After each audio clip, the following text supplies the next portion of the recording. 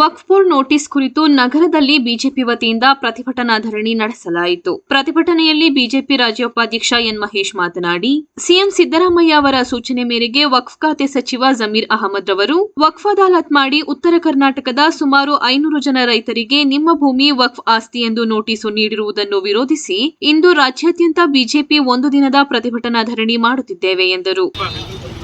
ಅದನ್ನ ವಿರೋಧಿಸಿ ಭಾರತೀಯ ಜನತಾ ಪಾರ್ಟಿ ರಾಜ್ಯಾದ್ಯಂತ ಒಂದು ದಿನದ ಪ್ರತಿಭಟನಾ ಧರಣಿಯನ್ನು ಮಾಡ್ತಾ ಇದ್ದೀವಿ. ಚಾಮರಾಜನಗರದಲ್ಲೂ ಕೂಡ 3-4 ಪ್ರಕರಣಗಳಿದೆ.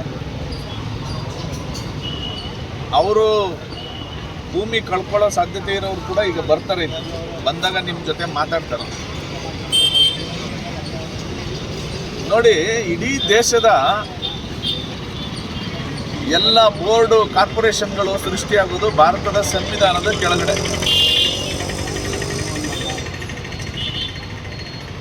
ಆದರೆ ಈ ವಕ್ಫ್ ಕಾಯ್ದೆ ಇದೆಯಲ್ಲ, ಇದು ಸಂವಿಧಾನವನ್ನು ಮೀರಿದಂಥ ಕಾಯ್ದೆ ಇದೆ.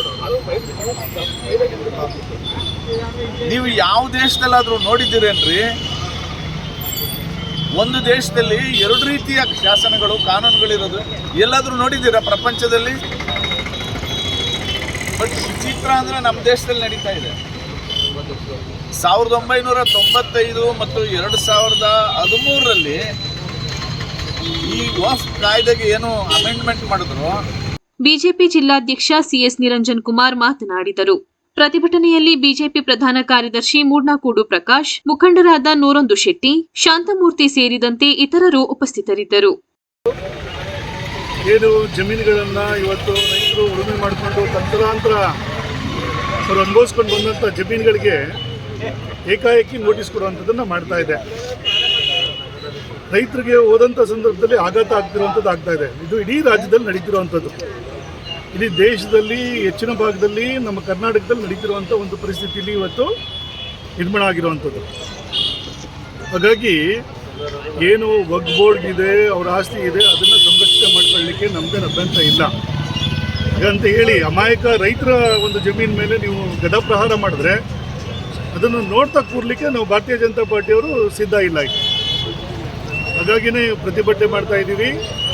ವಕ್ಫ್ ಬೋರ್ಡು ಏನು ಉದ್ಘಾಟನೆ ಮಾಡ್ತಾ ಇದೆ, ಜಮೀರ್ ಅಹಮದ್ ಅವರು ಮಂತ್ರಿಗಳಾಗಿ ಅವರು ಅದಾಲತ್ ಮಾಡ್ತೀವಿ ಅಂತ ಹೊರಟಂಥವರು ಇಡೀ ರಾಜ್ಯದಲ್ಲಿ ಒಂದು ಆತಂಕದ ಒಂದು ಸೃಷ್ಟಿ ಮಾಡಿರುವಂಥದ್ದು, ಆತಂಕದ ವಾತಾವರಣವನ್ನು ಸೃಷ್ಟಿ ಮಾಡಿರುವಂಥದ್ದು. ಹಾಗಾಗಿ ಈ ವಾತಾವರಣದಿಂದ ಆಚೆ ಬರಬೇಕಾಗಿದೆ. ಏನು ಸಿದ್ದರಾಮಯ್ಯನವರು ಮುಖ್ಯಮಂತ್ರಿಗಳು ಎಲೆಕ್ಷನ್ ಇದ್ದಂಥ ಸಂದರ್ಭದಲ್ಲಿ ಅದನ್ನು ತಡೆ ಹಿಡಿದಿದ್ವಿ ಅಂತ ಹೇಳಿದ್ರು, ತಾತ್ಕಾಲಿಕವಾಗಿ ತಡೆ ಹಿಡಿತೀವಿ ಅನ್ನೋ ಥರದಲ್ಲಿ ನೋಟಿಸ್